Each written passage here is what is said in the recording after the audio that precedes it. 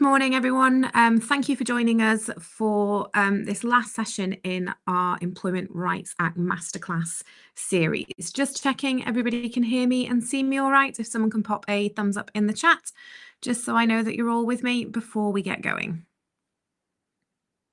Perfect.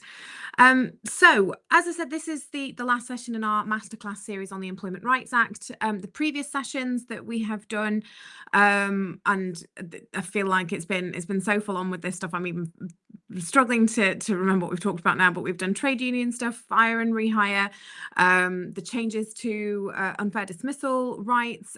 All of this good stuff is still available on demand as part of this series. So if this is the first of these that you are joining us for, don't worry, you can catch up on the content that we have been doing every other week for the last few weeks.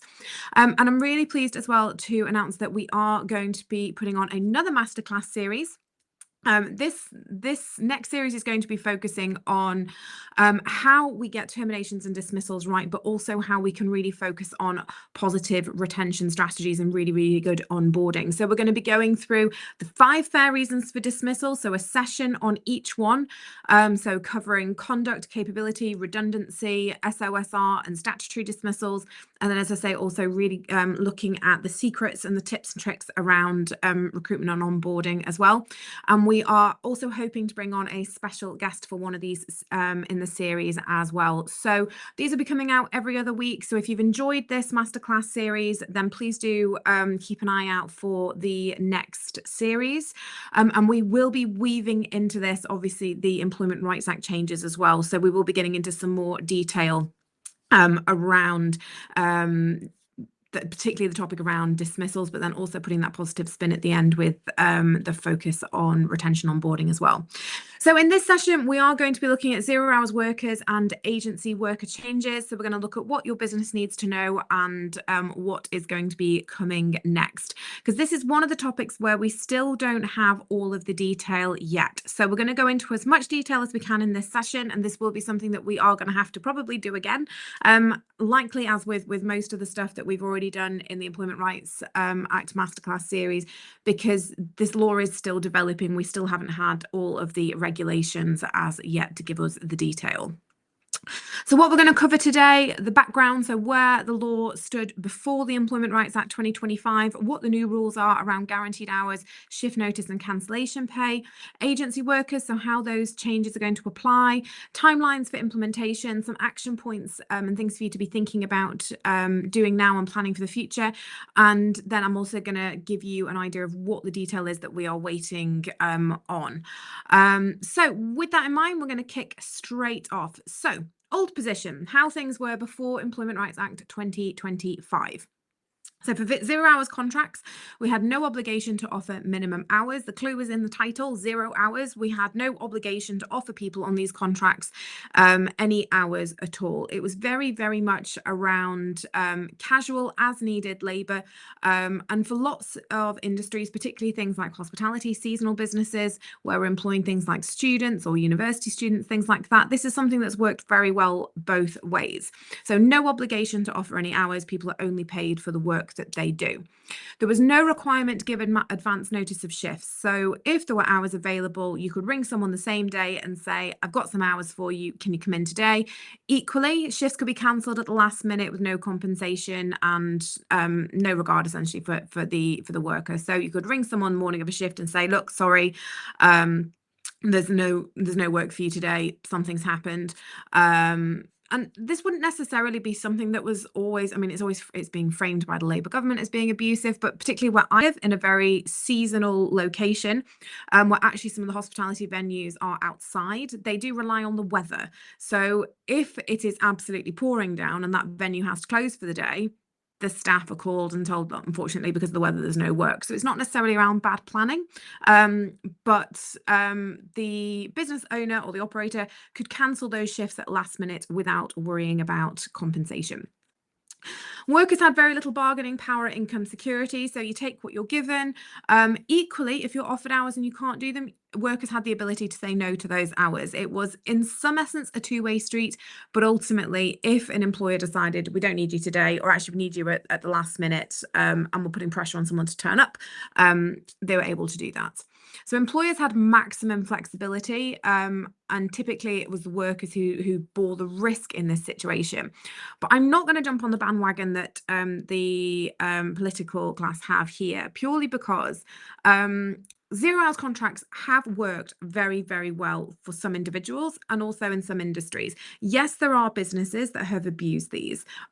In almost every aspect of life and work, there is always going to be something who is abusing something that works to their benefit. But these have worked very, very well, as I say, for both sides in lots of industries. So you're certainly not going to have me in this session criticizing anybody who has used zero-hours contracts before, or putting everything that is wrong with the world of work down to zero-hours contracts, because I just don't buy it, frankly. And then agency workers. So previously, agency worker regulations 2010 gave equal treatment rights to people who were in an agency placement after 12 weeks. There was no right to guaranteed hours regardless of working patterns, and no protection against last-minute shift cancellation. And there was a gap between agency and direct workers in respect of these protections. So just to make sure you're all still with me this morning, and I haven't lost you yet, we've got a poll on the screen. So before today, how familiar were you with the upcoming changes to zero-hours contracts under the Employment Rights Act? So first answer, I know the details and have already started preparing. 2, I've heard about the reforms but don't know the specifics. I knew something was changing but not what, and this is the first I'm hearing about it. I'd be surprised if anyone says this is the first that you're hearing about it, because zero-hours contracts has been one of the headline changes and one of the headlines that certainly the government have been leading with when they've been talking about the Employment Rights Act. So why the change? So ERA 25 is the biggest overhaul of UK employment law in a generation. I do sound quite weary saying this because, well, we all know it's the biggest overhaul. It's creating a massive headache for employment lawyers and HR all over the country. But today we're going to focus on, as we said, zero hours and agency worker reforms. Some statistics here that one survey reckons there's over 1 million workers on zero-hours contracts in the UK. The government has stated the reason for the reform is this one-sided flexibility, and we're seeing up to 28 reforms in the Employment Rights Act, which is where the weary tone comes from, having to relearn my job all over again. So new rule number 1, guaranteed hours. So the right to a contract reflecting the actual working pattern that someone has been working. So this is the one that I would say is the real kind of headline change, because when we talk about zero-hours contracts, we're talking about zero-hours contracts. There is no right to guaranteed hours. So this is where we're having this massive shift from someone being in a situation where they have no guarantee of work to then being in a position where they have to be offered guaranteed work. Now, this has been framed in some publications as being a ban on zero-hours contracts. It's not a ban on zero-hours contracts. We can still use them. We can still have them. The way the government has framed it is that it's a ban on abusive practices in zero-hours contracts. And this is what they have come up with. As I say, this headline leading provision, which is the right to guaranteed hours. So what's going to happen is there will be a reference period. This is expected to be 12 weeks. So if somebody works for you on a zero-hours basis for 12 weeks, that will be taken as a reference period. The employers then got to assess the hours that have worked during that period, and then they have to make an offer of a contract that reflects the hours during that reference period. So my hospitality seasonal brain, because of where I live, alarms immediately start going off here, because where I live, as I say, that's a very seasonal area. You have the restaurants, the cafes, the hotels, the B&Bs, holiday letting companies who will take people on at the start of the summer. They will work likely for up to 12 weeks. And then in September, they are releasing them because the season has ended. There is no work. So if I take, for example, one of my hospitality clients who runs a restaurant, in low season, they might have 8 staff. In high season, they might have 40, 45 staff. And that difference is very much made up with zero-hours contracts. with this new provision around guaranteed hours, it would mean those 40 additional staff, so say for ease of numbers, those 40 additional staff, if they work for a 12-week period, would have to be offered guaranteed hours come September when the season ends, hours on a guaranteed basis, which is going to bankrupt those businesses, if we're honest. So what this essentially means for those businesses is they cannot use 0 hours contracts, because if they get caught into this reference period cycle where they're having to guarantee hours at the end of the period, they have got no means of releasing these people. What they are relying on is their staff saying, well, thank you for the offer, but I'm going back to university, or no, I've got other plans, or I'm going to go off and do a winter season somewhere, and actually refusing that offer, which is a risky position to be in. So step one, we've got the reference period. Step two, offer then has to be made, reflecting those regular hours that will work during that reference period. And as I alluded to in my example there, the worker then will choose whether to accept or decline the offer, but the offer still has to be made. And there will be a deadline by when that offer has to be made. And if we don't meet the deadline, there will be compensation payable. So this process will repeat at the end of every reference period. So it's an ongoing obligation. It's not a one-off. So workers who decline to keep their existing contract, they're not losing any rights. So this is a big shift, particularly where we are using 0 hours workers for longer periods. So say if we have got someone who works for us for a year on a 0 hours contract, that 12-week period we're expecting is going to keep rolling. So what it will mean is that we are expecting that where you've got someone who at the end of 52 weeks has said no to the previous 3-4 offers, that we are going to have to be making an offer essentially every 12 weeks. Rule number 2, reasonable notice of shifts. So before, there was no legal minimum notice for shifts. Workers could be called in at very short notice, and there was no consequence for last minute changes. Very much a world of flexibility. Now, employers are going to have to give reasonable notice of shifts. What we do know is the notice period is going to be no more than 7 days, but the exact period is going to be set by regulation. So we have still got a bit of a grey area here. So for businesses where they are operating very much on the fly, so they are cancelling shifts maybe a couple of days before a shift, or not giving people perhaps a rota up to potentially a week in advance, this is where we're going to be falling foul of the new rules. So what this means is we're going to have to be very, very organised, and particularly when it comes to businesses that can be impacted at the last minute by things like the weather, or perhaps number of people who are expected to turn up for an event or something like that. We're going to have to be trying to be quite creative about how we deal with this, or factoring into our budgets essentially the compensation that's going to have to be paid when these shifts are cancelled or changed. So if a shift is cancelled at short notice, the worker is going to have to be compensated, and the amount is going to be set by regulations. It won't exceed what the employee or the worker would have earned on that shift. But ultimately, it could well be a portion of the shift that has to be paid. If a shift is moved, compensation is going to apply to any part of the original shift not covered by the rescheduled one. So again, for those businesses where there are going to be unavoidable short notice cancellations, this is going to have to be something that we're factoring into budgets and our running costs when it comes to the cost of our staff base. So question there, can I ask if the responsibility is on the agency or the employee using the agency, or both? We're actually going to come to that when we get to the agency section, Becky, so we'll address that then, so don't worry about that. So agency workers, who does what? So the responsibilities are actually going to be split between the end hirer and the agency. So the obligation for guaranteed hours offer is going to be on the end hirer. Why? Well, because they've got the control of the flow of work and they're best placed supposedly to forecast demand. So number 2, obligation on reasonable notice of shifts. This is going to be between both the hirer and the agency. Why? Because both parties are involved in scheduling and communicating with the worker. The short notice cancellation pay, now this one's a bit different because this one is going to be on the employment agency. And the reason why is, according to government, because the agency holds the pay relationship with the worker. Now, what I'm not expecting here is that agencies are just going to swallow this. Because ultimately, if a end hirer decides at the last minute they don't need someone and they cancel, and that obligation then falls to the agency, the employment agency, to pay that, I suspect contracts are very soon going to be updated to make sure that where that occurs, that the employment agency is going to be billing the end hirer for that liability. So for those of you that are running agencies, this is something that you're going to have to look at in terms of your contracts and your operating costs to make sure that you're not being hit with this.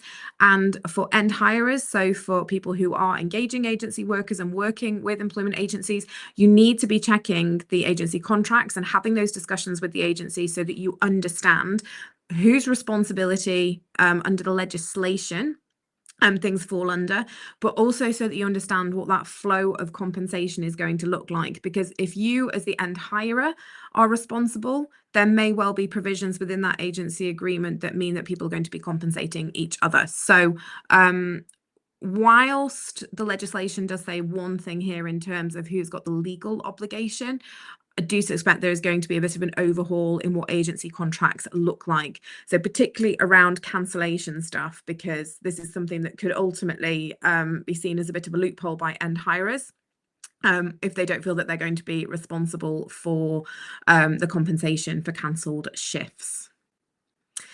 So agency workers, practical impact. If you use agency workers, you'll need to track the hours, obviously, that the agency workers do for you. We've still got to offer guaranteed hours based on regular patterns where they're 0 hours workers. You're going to be sharing responsibility for reasonable shift notice. You need to review your agreements with agencies to reflect these new duties. And you are likely going to be responsible for paying cancellation compensation. It'll just be via the agency. Also not forgetting that we also have that obligation to be reflecting the rights and responsibility, the rights that people have after that 12-week period. If you run an agency, you share responsibility for shift notice and with the hirer. The budget for potential short notice cancellation costs you need to make sure that that is set. You need to update terms of business with hirers to allocate costs clearly. So I've got a question here from Claire. So a question regarding the 0 hours notice of shifts. What happens if we have staff sickness and require someone to cover the shift? Can we approach 0 hours workers to offer additional shift at short notice? So when it comes to offering shifts at short notice, we can continue to do that. What we're not going to be able to do is pressure people at the last minute to come in. So if we haven't given enough notice of the shift, we can offer those shifts out, I would say, to the pool. If we're going to target someone and say, you have to be in tomorrow, that's where we're going to be a bit more restricted. We're not going to have that ability to lean on people in quite the way that we would want to. This is going to come out in a bit more detail when we get those regulations, because we're going to have a better idea of the stuff around short notice changes. But ultimately, what we're thinking at the moment is the best way to be dealing with that is offer it out to the pool and hope somebody accepts the shift. But like I say, it is going to be very much a new way of running our staff going forward. So unfair dismissal protections. So the Act creates new automatically unfair dismissal protections that are linked to these rights. Dismissing a worker for accepting or rejecting guarantees offer. So if we have made the guarantees offer to someone, but we have said, look, we're expecting you to reject this. And if we then dismiss the worker as a detriment for accepting those guaranteed hours, that would be an unfair dismissal. Dismissing someone to avoid having to make a guaranteed hours offer. So if we get to close to the end of that reference period and we're found to have dismissed somebody because it's got to that point where we're going to have to make an offer, so we're dismissing to avoid that responsibility, that's going to be an unfair dismissal. Or dismissing because the worker believes that they are entitled to guaranteed hours. So these protections are going to apply from day one. There's going to be no qualifying cert needed because it's an automatic unfair dismissal claim. And Claire, just to come back to your follow-up questions, so in terms of when the regulations are going to come into play, we're still waiting for them. We are hoping that they're going to be with us at some point this year, because these changes are going to become live next year. So case study, we've got a 0 hours worker. So in this scenario, Sarah works as a barista for a small coffee shop chain on a 0 hours contract. Over the last 6 months, she has consistently worked 25 hours a week across Monday to Friday morning shifts. One Friday evening, she gets a text saying her Saturday shift, which was added that week, is cancelled. Under the old rules, there's no obligation to offer guaranteed hours. There's no minimum notice for the Saturday shift and no compensation for the cancelled shift. Under the new rules, once she's been doing this for that 12-week, we think it's 12 weeks, 12-week reference period, we're going to have to offer her a 25-hour contract with guaranteed hours. Reasonable notice is going to be required for any new shifts. Again, we're not sure what that reasonable is yet. And she would also be owed cancellation for the short notice cancellation. So in terms of how that world has changed for the employer, we've taken someone who there was lots of flexibility. We could move shifts around, but we knew that we could essentially rely on this person to do 25 hours a week. That employee or that worker now is going to have a 25-hour a week guaranteed contract. And if we move any of those shifts, so if we add something in or we cancel something at short notice, there is going to be compensation payable. So takeaway for employers, if your workers are regularly doing the same hours, you're going to have to formalise that. And you're also going to need a system for tracking shift changes and budgeting for cancellation payments. We've got another poll on the screen. So if the right to guaranteed hours came into force tomorrow, how prepared would your organisation be? Fully prepared, we already track working patterns. 2, partially prepared, we have some systems but know that we need some changes. Not prepared, we're going to need new processes, and unsure, we haven't assessed this yet. So yeah, where I was expecting this to fall was probably the 2 middle ones, which is what we're seeing now. So 42% of you say partially prepared, 50% not prepared, we need new processes. And there's 10% of you who are fully prepared, already tracking working patterns. So I suspect you've got a good system in place. Well done. Okay. Case study number 2, agency worker. So James is supplied by ABC Recruitment to work in a warehouse run by XYZ Logistics. And you see that I've got really tired of writing case studies for training. ABC Recruitment, XYZ Logistics, fantastic. He's worked 4 days a week for the past 3 months. On Tuesday morning, XYZ Logistics tells the agency they don't need James for his Thursday shift that week. So XYZ Logistics end hirer have got to offer James a contract reflecting his regular 4-day pattern at the end of the reference period. So we've got to formalise that pattern he's been doing. Both XYZ and ABC, so both the recruitment company and the logistics company, are going to share responsibility for giving James reasonable notice of shifts, so any changes. And the Thursday cancellation at 2 days notice may fall short because, as we've said, we don't know exactly what that period's going to be for how much notice we need to give of changes, but that 2 days is going to feel a bit tight, to be honest. And then the agency are going to have to pay James a cancellation compensation for the lost Thursday shift. So there's a lot of admin going on here, and there's a lot of relationships that are going to need managing. So the takeaway for employers, if you're hiring agency workers, you'll be responsible for offering guaranteed hours. We're going to need to make sure agency agreements are updated to reflect who pays what, and especially cancellation costs. And we're going to need to be prepared to be flagging to our recruitment or agency companies what's going on. So making sure we've got that dialogue about this is what's going on, this is what we think we're going to need to do with hours, this is what we think it's going to be triggering under our agreement, and making sure we keep those relationships nice and strong, nice and fluid, and we can keep that dialogue up and running so that we're not getting big surprise bills at the end of the month. Jackie, question, how much will cancellation compensation equate to, entire shift or partial payment? So what they've said is it's not going to be any more than what they would have earned on the shift. So that doesn't really tell us anything. That's between like 1 and 100% of the shift, I suppose. What we're expecting is it's going to be a partial payment, but we don't know what that percentage is going to be yet because we haven't had the regulations, unfortunately. So implementation timeline. So we had royal assent back in December. The first changes under the Employment Rights Act came in on the 6th of April. So all the stuff that we talked about around SSP, protective award caps and things like that. So if you don't know what I'm talking about, have a look at the previous sessions that we've done. Fair Work Agency was established also in April 2026. We're not going to really feel the impact of that as yet. This is going to be, as we say, it's a new enforcement agency, but that was established in April. Oh, it is going to be, sorry, it was, we're still only in March. So that is going to be established in April. Consultation on regulations for 0 hours is going to start through the course of this year. So the stuff that we've talked about today, there will be consultations that you may well be able to feed into.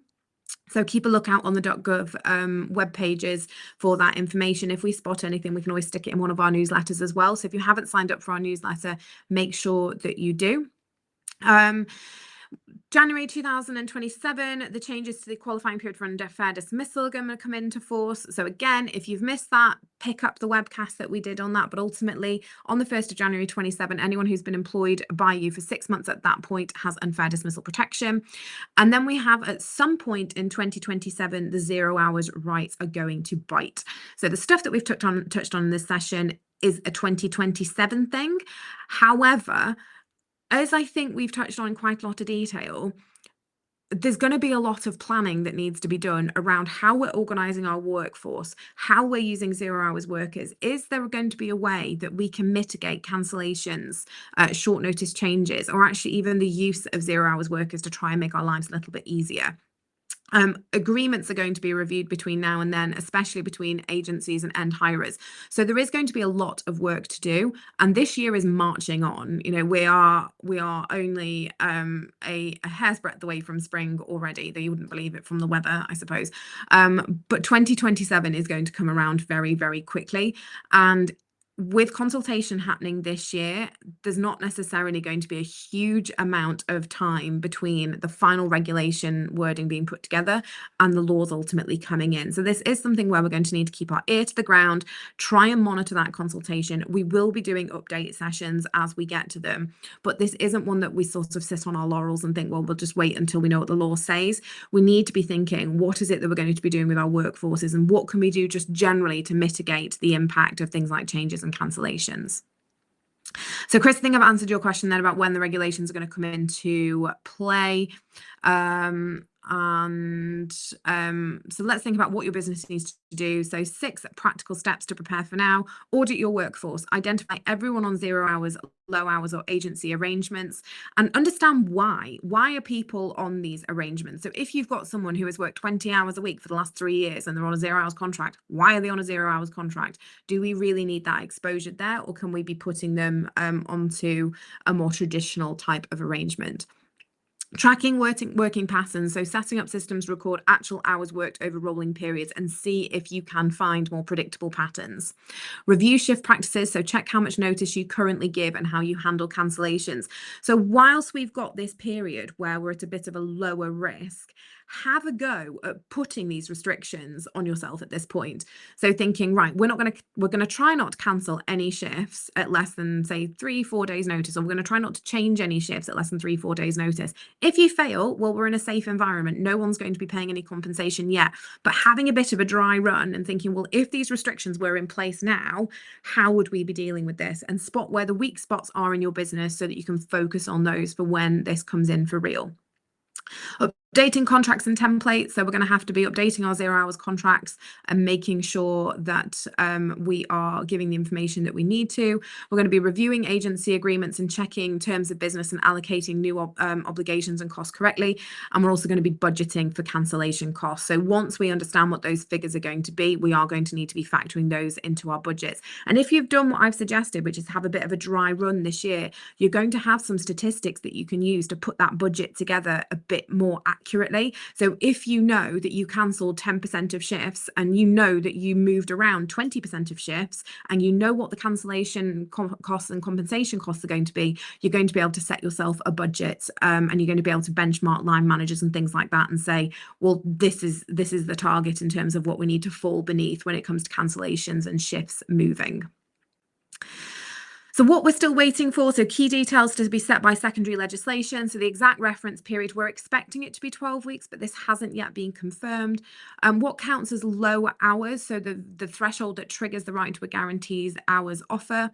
What reasonable notice looks like when things are being changed. We're expecting that's going to be 7 days, but we don't know. Cancellation compensation rates, again, we think it's going to be less than an entire shift, but we're still not sure.